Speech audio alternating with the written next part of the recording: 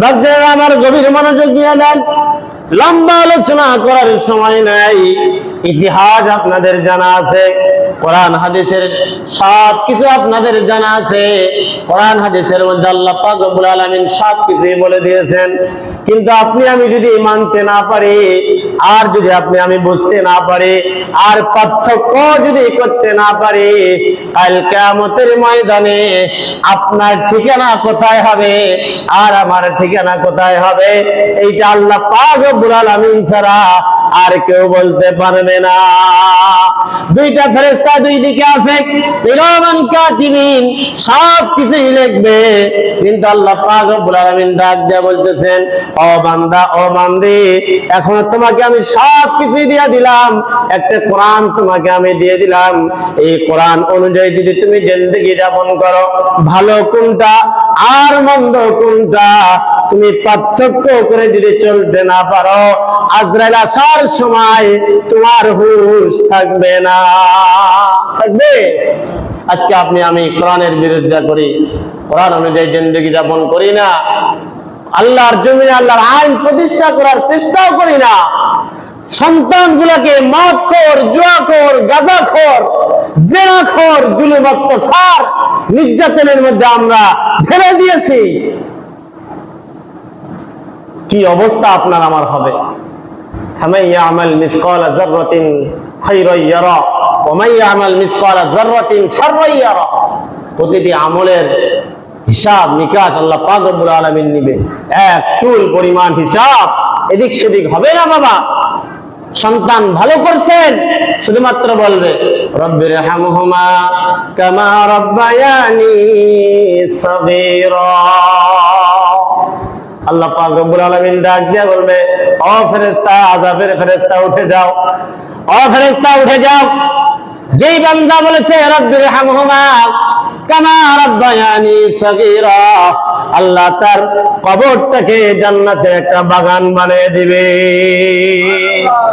আর যেই সমস্ত সন্তান রাতের বেলা সুয়ানি খাওয়ার পরে, মদ খাওয়ার পরে, জেনা ব্যভিচার অন্যায় করার পরে বাপকে ঠিক মতো দেখে না, মাকে ঠিক মতো দেখে না, ওই সমস্ত বান্দা বান্দিরা, ওই সমস্ত সন্তানেরা যখন মদ খাবে, গাঁজা খাবে, এরকম ভাবে দেবীগঞ্জের আশেপাশে যখন রাস্তাঘাটে বেড়াবে, আল্লাহ পাক রব্বুল আলামিন ডাক দিয়ে বলবে, ও ফেরেশতারা, যাও যাও যাও, তার বাবার কবরটা যদি জান্নাতের বাগানো হয়ে থাকে, তার কবরটাকে তুমি আযাবের ফেরেশতা দিয়ে দাও। জোরে বলেন নাউযুবিল্লাহ।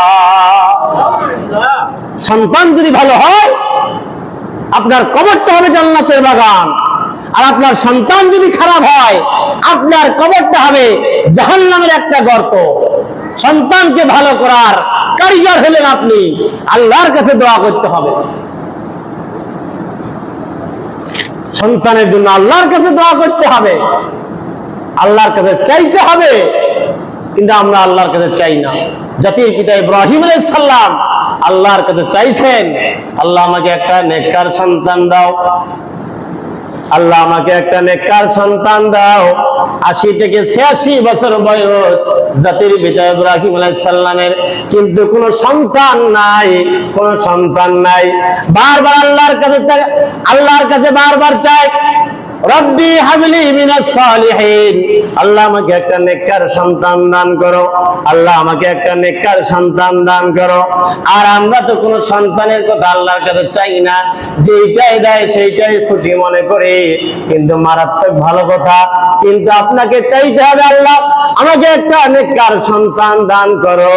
কিন্তু আমি যদি ঠিক না থাকি, নেককার সন্তান কেমন করে আমার বংশে আসবে? কথা বলেন ঠিক কিনা? আমি আমার সন্তানকে ঠিক করতে পারি নাই, আমল আখলাক ঠিক করতে পারি নাই, আমি কেমন করে চলবো এটা আমি ঠিক করতে পারি নাই।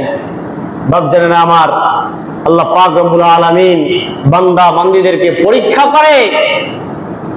আমাদের জাতির পিতা আদর্শ কিরকম ছিল, তার চলাফেরা কিরকম ছিল, তিনি আল্লাহর কাছে দোয়া করেছেন, আল্লাহ আমাকে একটা নেককার সন্তান দাও।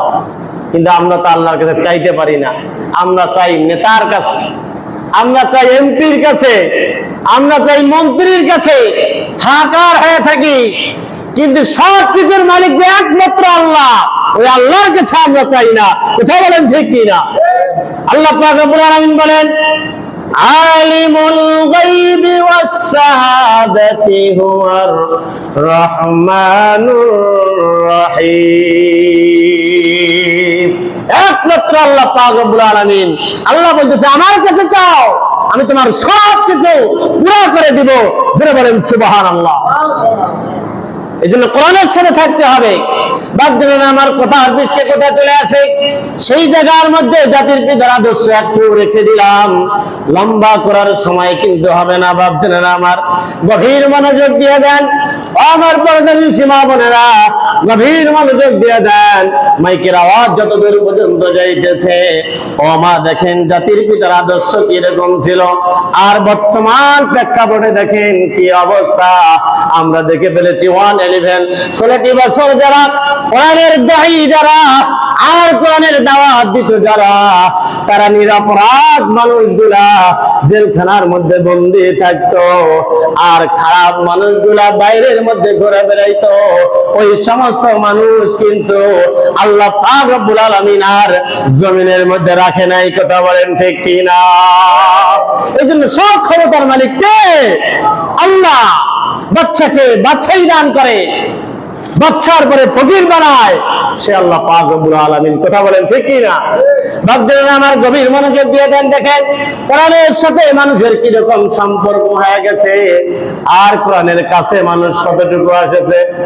দেখেন ঢাকা বিশ্ববিদ্যালয়ের মধ্যে দেখবেন কোরআনের সাথে তারা সম্পর্ক করে ফেলেছে, তারা বুঝে ফেলেছে। চিটাগাঙ্গের মধ্যে তাকান, তারা বুঝে ফেলেছে। প্রেক্ষাপট নিয়ে আলোচনা করাই আমার অভ্যাস।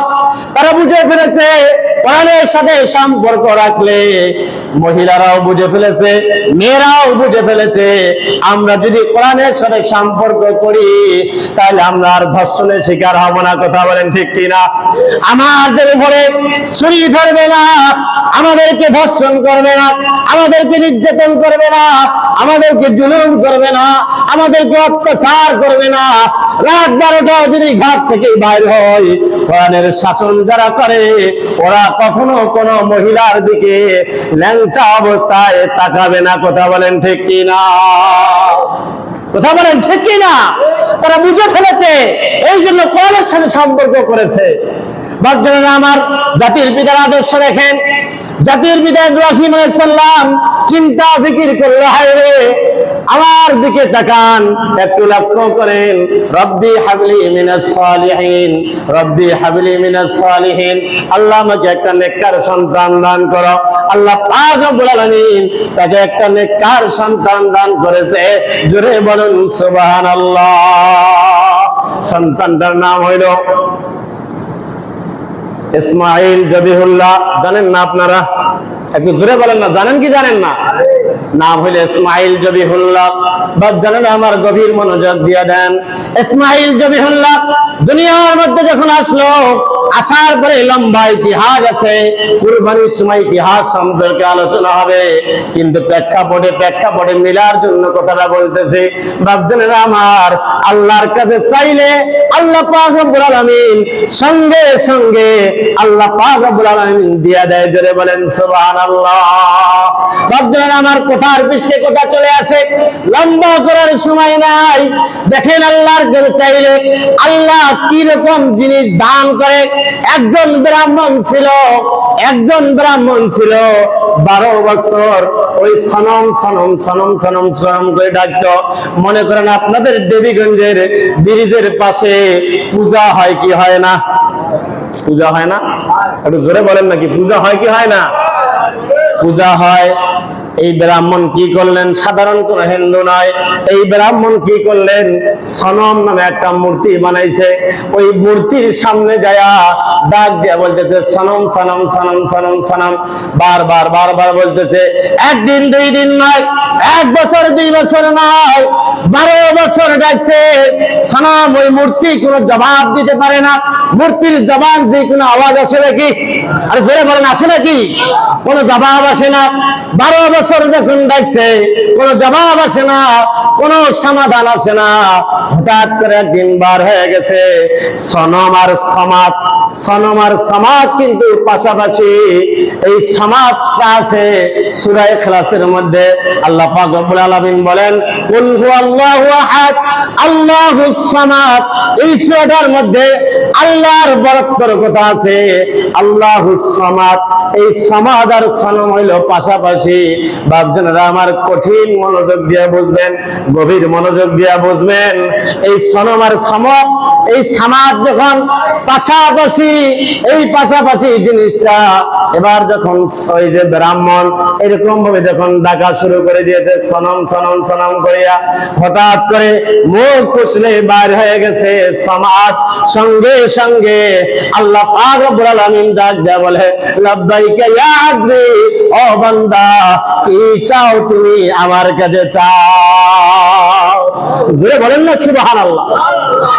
লাব্বাইকা ইয়া আবদি, এ বান্দা, মুক্তির কোনো শক্তি নাই, মানুষের কোনো শক্তি নাই, নেতার কোনো শক্তি নাই, নেত্রীর কোনো শক্তি নাই। আসমানের নিচে জমিনের উপরে আমি আল্লাহ যেটা বলবো সেই দিক নির্দেশনা অনুযায়ী জমিন চলবে। জোরে বলেন সুবহানাল্লাহ। লাব্বাইকা ইয়া আবদি, হে ব্রাহ্মণ, হে বান্দা, কি চাও আমার কাছে চাও। সঙ্গে সঙ্গে ব্রাহ্মণ নদীর দিকে তাকায়, তাকাইয়া দেখতেছে একটা আওয়াজ আসতেছে লাব্বাইকা ইয়া আবদি, হে বান্দা কি চাও তুমি আমার কাছে চাও।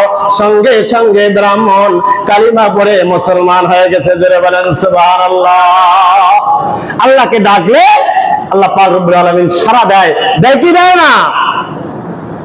বিপদে পড়লে দেখেন আল্লাহ পাক রব্বুল আলামিনের কত জুলুম অত্যাচার মানুষ উলামা ইকরামকে করেছে, উলামা ইকরাম ধৈর্য ধারণ করেছে। ধৈর্য ধারণ করার পরে আল্লাহ পাক রব্বুল আলামিন তাদেরকে ফসল দিয়ে দিয়েছেন। জোরে বলেন সুবহানাল্লাহ।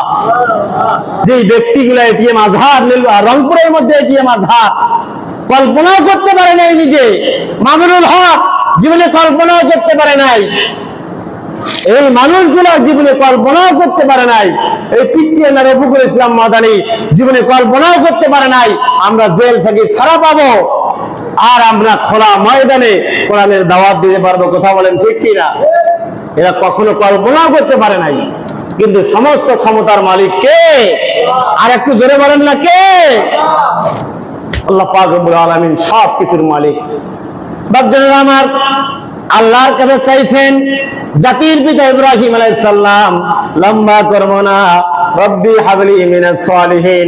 আল্লাহ পাক রব্বুল আলামিন একটা নেককার সন্তান দান করলেন, নাম হইল ইসমাঈল জবিহুল্লাহ।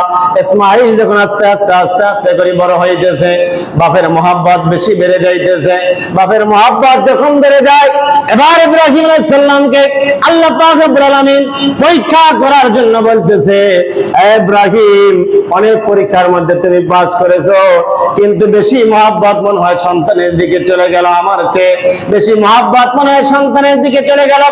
ওই সন্তানটাকে এবার হাজরা সহ সন্তানটাকে বিশাল বড় একটা জঙ্গলের মধ্যে দিয়ে আসলো, বনবাসের মধ্যে। এবার সঙ্গে ইব্রাহিম খলিলুল্লাহ চলে গেলেন স্ত্রী এবং সন্তানকে নিয়ে বনবাসের মধ্যে রাখলেন। বহু আলোচনা এই জায়গার মধ্যে আছে, কুরবানির সময় আলোচনা হবে, লম্বা আলোচনা, কিন্তু বুঝার জন্য সংক্ষিপ্ত হয়ে বলতেছে।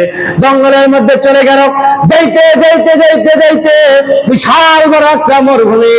ওই মরুভূমির মাঝখানে হাজরা এবং ইসমাঈল আলাইহিস সালামকে ইব্রাহিম আলাইহিস সালাম যখন রেখে যখন চলে যাইতেছে, হাজরা ডাক দিয়া বলতেছে, স্বামী হে, ও স্বামী, এই মরুভূমির মধ্যে বিশাল বড় একটা জঙ্গল, এই জঙ্গলের মধ্যে আপনি আমাকে কেন রেখে যাইতেছেন? কি ব্যাপার বুঝলাম না, লম্বা আলোচনা করার সময় নাই। এবার ইব্রাহিম আলাইহিস সালাম ডাক দিয়া বলতেছে, কিচ্ছু কথা বলে না, কোনো আওয়াজ দেয় না, সামনের দিকে আস্তে আস্তে করে যাইতেছে। বারবার বারবার হাজরা বলতেছে, ও স্বামী, কি জন্য আপনি আমাকে আমার সন্তান ছোট্ট বাচ্চা, এই সন্তানরা আমাকে এই জায়গার মধ্যে রেখে যাইতেছেন, কি জন্য রাখতেছেন, কি জন্য রাখতেছেন? বাপজানেরা আমার গভীর মনোযোগ দিয়ে দেন। এই সময়ের মধ্যে এবার ইব্রাহিম আলাইহিস সালাম সামনের দিকে যায়। হাজরা ডাক দিয়ে বলতেছে, এইটা কি আপনার ইচ্ছায় না আমার মালিকের ইচ্ছায়? ইব্রাহিম আলাইহিস সালাম এবার সুযোগ পেয়েছে। ইব্রাহিম আলাইহিস সালাম কোনো কথা বলে নাই, শুধুমাত্র সাদা আঙ্গুলটা এইরকম ভাবে আসমানের মধ্যে উঠাইছে। ওঠানোর পরে আবার সামনের দিকে যাইতেছে। হাজরা ডাক দিয়ে বলতেছে, স্বামী হে, ও স্বামী, ও স্বামী ইব্রাহিম, আপনি আমাকে এই মরুভূমির মধ্যে রেখে যাইতেছেন। আল্লাহর অর্ডারে যদি আপনি আমাকে এই জায়গার মধ্যে রেখে যান, তাহলে আপনার কোনো প্রয়োজন নাই, আপনি চলে যান। ওই আল্লাহ পাক রব্বুল আলামিন এই মরুভূমির মধ্যে আমি আমার সন্তান সহ আমাদেরকে হেফাজত করবে। জোরে বলেন সুবহানাল্লাহ। আমি আমার সন্তান সহ এই মরুভূমির মধ্যে হেফাজত করার মালিক একমাত্র কে? তোমাকে যে আল্লাহ হেফাজত করেছে, আমাকে যে আল্লাহ হেফাজত করবে, আমার সন্তানকে যে আল্লাহ দিয়েছে, ওই আল্লাহ আমার সন্তান ইসমাইলকেও হেফাজত করবে। একটু জোরে বলেন না সুবহানাল্লাহ। সবকিছুর মালিক আল্লাহ। তারা বুঝেছে, তারা ওই অনুযায়ী চলেছে, তারা মানছে, তারা কামিয়াব হয়ে গেছে। জোরে বলেন সুবহানাল্লাহ। আর আমরা মানি না, আমরা চলি না। এই জন্য আমাদের সন্তানগুলা মদখোর, জুয়াখোর, চুয়ানিখোর, জেনাখোর, অন্যায়, অবিচার, চাঁদাবাজ, দুর্নীতির সাথে জড়িত। কথা বলেন ঠিক কিনা? আর আমরা এই চাঁদাবাজ দেখতে চাই না। কথা বলেন ঠিক কিনা? আমরা কোরআনের বিরোধিতা যারা করে তাদেরকে দেখতে চাই না। জাতি এখন বুঝে ফেলেছে, কোরআনের সাথে সম্পর্ক করলে দুনিয়াতে কামিয়াবি, আখিরাতে কামিয়াবি, আল্লাহর জান্নাত বিনা হিসাবে পড়ে। জোরে বলেন সুবহানাল্লাহ। বাপজানেরা আমার গভীর মনোযোগ দিয়ে দেন।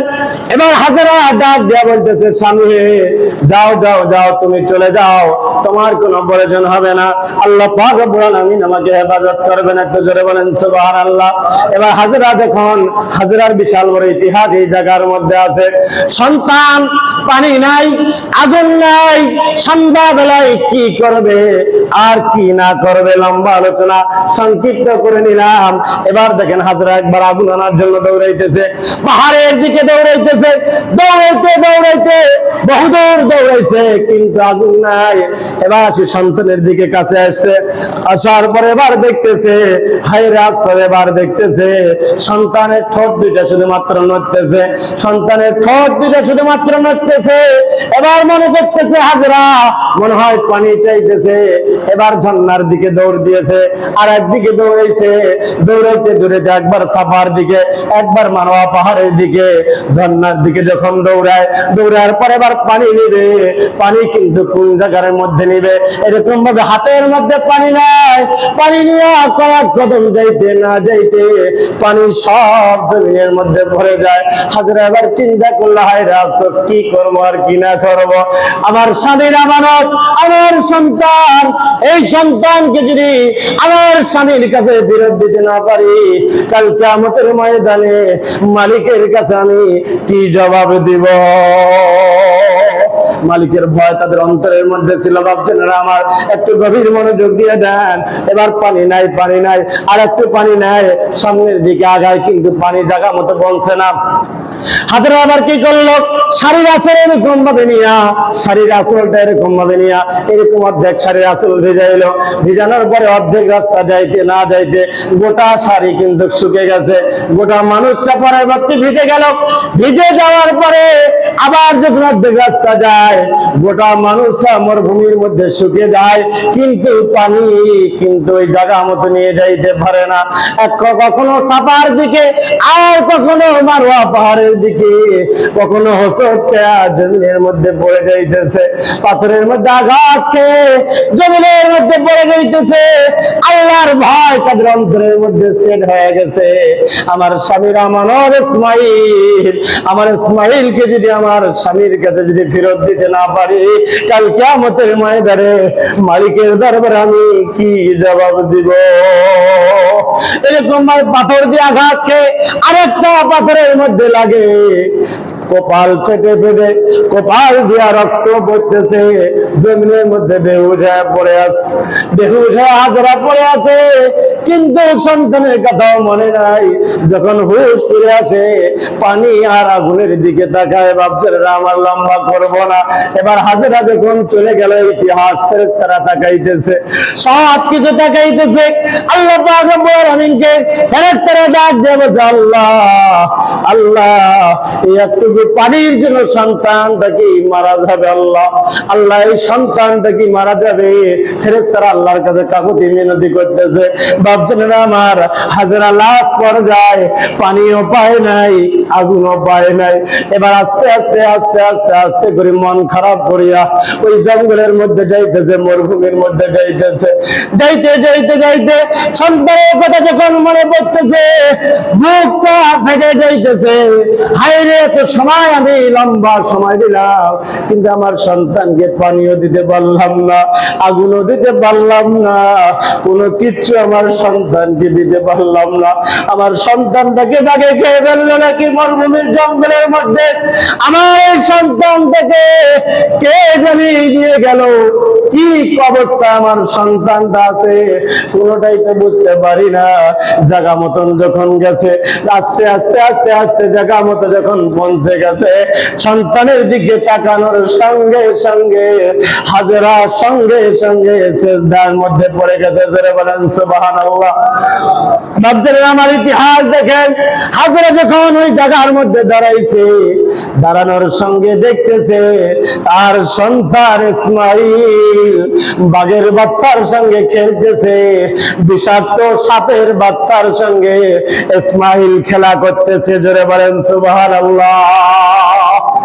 আর পায়ের দিক দিয়া এইরকম ভাবে হাঙ্গুরি মারতেছে, পায়ের দিক দিয়া এক পাশ দিয়া পানির নহর সেই দিক দিয়া যাইতেছে। জোরে বলেন সুবহানাল্লাহ। এই পানির কূপের নাম হইল জমজম কূপ। জোরে বলেন সুবহানাল্লাহ। এত সুন্দর নিয়ামত পাওয়ার পরে, এত সুন্দর নিয়ামত দেখার পরে তারা কিন্তু আনন্দ ফুর্তি করে নাই, বক্স বাজায় নাই, গান বাজনা বাজায় নাই, সঙ্গে সঙ্গে হাজরা সিজদায় পড়ে বলে উঠছে আলহামদুলিল্লাহ। আর একটু জোরে বলেন না আলহামদুলিল্লাহ। এই যে হাউজে কাউসারের পানি, জমজম কূপের পানি, এই পানির এত দাম। যারা হজ করতে গেছে এই মানুষগুলা পানিগুলা দেখে আর পানিগুলা খায়, সব ক্লান্তি দূর হয়ে যায়। কথা বলেন ঠিক কি না? তাহলে কোরআনের সাথে সম্পর্ক করলে, কোরআন অনুযায়ী জিন্দেগি যাপন করলে তাদের ভয় চলে আসে আল্লাহর দিকে, তাদের ভয় চলে যায় কবরের দিকে। আমি যদি একটা অত্যাচার করি, জুলুম করি, নির্যাতন করি, মানুষের টাকা মেরে খাই, চাঁদাবাজি করি, কাল কিয়ামতের ময়দানে আল্লাহর দরবারে কি জবাব দেব? কথা বলেন ঠিক কি না? আর একটু জোরে বলেন ঠিক কি না? কি জবাব দিব মালিকের কাছে? আর যারা নামাজ নাই, রোজা নাই, হজ নাই, যাকাত নাই, কোরআনের সাথে সম্পর্ক নাই, এদের হালাল কি, হারামে কি, এদের জায়গায় কি আর অজায়গায় কি? গরুর দালালের গল্প শুনেন নাই মনে হয়? গরুর দালাল কোথার পৃষ্ঠে কোথা চলে আসে। গরুর দালাল দেখেন নাই? গরুর দালাল নিজের বউয়ের যদি গরু হয়, তারপরে ওখানে 500 টাকা খাবে। কোথা বলেন ঠিক কি না? আছে না নাই? গরু হাটিতে আমরা বেশি যাই না, আপনারা যান। এরা এমন করে মারামারি করবে। কাহারল, আমি যখন বিরলে চাকরি করতাম, কাহারলের হাট দিয়ে আসতেছি, কাহারলের ব্রিজ পার হইলাম মোটর সাইকেলে, ব্রিজটা পার হইলাম, হওয়ার পরে দেখতেছি 5 জন ব্যক্তি খুব মারামারি, মানে এই এক মারে কি মারে না অবস্থা। বয়স্ক মানুষ, চেংরা মানুষ যখন এক থাপ্পড়ের মতো ফেলেন, থাপ্পড়টা এরকম আছে, আবার দু একজন হাত টান মেরে থাকি ওর ব্যবস্থা মুই করছে। 5 জনে এরকম ভাবে মারামারি। আর একজন ওই গরু ধরিয়ে আছে, গরু ধরিয়ে একজন আছে। আমি চিন্তা করলাম আমি মারামারি, তাড়াতাড়ি মোটর সাইকেলটা ছিয়া আমি দৌড় দিয়ে গেলাম, যে ভাই মারামারি করেন না, মারামারি করেন না। কেন হুজুর আপনি তা শান্ত, আপনি এলে বুঝবেন না, সরেন। কি রে? আর একটা লোক আসে আমার টানি নিয়ে গেছে, হুজুর আপনি ওখানে যান না, ওই মানে সিস্টেম সিস্টেম যে বাবরে কোন সিস্টেম রে, সিস্টেমটা তো আমার দেখতে হবে এখন, কোন সিস্টেম আবার। আমি মোটরসাইকেলে চড়ি এখন ওখানে দাঁড়িয়ে আছি, থাকতে থাকতে কিছুক্ষণ পরে ওই গরুর মালিক গরুর দড়ি ধরে আছে, ও আবার আরেক জমার টাকা দিয়া চলে গেল। আর আমরা 5 জনে কিন্তু কে কাজে মারেছে কোনো ঠিক নাই। গরুর মালিকটা খালি চলে যাওয়ার কাম, ওই 5 জনে আসিয়া ব্রিজের তলা টাকা গোনাচ্ছে, টাকা ভাগ করছে। আমি দিলাম চাষা এটা কি ব্যাপার, এরাই যেন মারামারি করলো, যে মারামারি আটকাও যায় না, হয়লা টাকা ভাগ করছে। কথা হুজুর এটা সিস্টেম সিস্টেম, ওটা বুঝবেন না আপনি। এগুলা যদি সিস্টেম হয় আর তার সন্তানগুলো যদি এগুলো দেখে, তাহলে তারা কোন সিস্টেমে পালন করবে বলেন? ওরাও তো সিস্টেমে আবদ্ধ হয়ে যাবে। কথা বলেন ঠিক কিনা? ওই সিস্টেম মানুষ চায় না। মানুষ চায় অন্যায় ভাবে মানুষের টাকা নেওয়া যাবে না, অন্যায় ভাবে চাঁদাবাজি করা যাবে না, অন্যায় ভাবে দুর্নীতি করা যাবে না, কোরআনের বিরোধিতা করা যাবে না। যে দলে করুক না কেন কোরআনের পক্ষে থাকতে হবে। কোরআন আমার জীবন, কোরআন আমার মরণ, কোরআন আমার খোদা, কোরআন আমার রাসূল, কোরআন আমার দুনিয়া, কোরআন আমার আখিরাত। এই কোরআনের বিপক্ষে যারা কথা বলবে, ওলামা একরাম চুপ করে থাকেও না, ভবিষ্যতে সামনেও থাকবে না। কথা বলেন ঠিক কিনা? আল্লাহ পাক রব্বুল আলামিন আপনাকে আমাকে সবাইকে আল্লাহর দাসত্ব, আল্লাহর গোলামি করার তৌফিক দান করে, কোরআনের পক্ষে থাকার তৌফিক দান করুক, জাতির পিতা আদর্শ বাস্তবায়ন করার তৌফিক দান করুক, সঠিক পথ অবলম্বন করার তৌফিক দান করুক, সন্তানগুলোকে নেক হায়াত দারাজ করুক। সকলে বলে আল্লাহুম্মা আমিন। আর একটু জোরে সরে বলে আল্লাহুম্মা আমিন। আমিন সুম্মা আমিন। ওয়া আখিরু দাওয়ানা আলহামদুলিল্লাহি রাব্বিল আলামিন।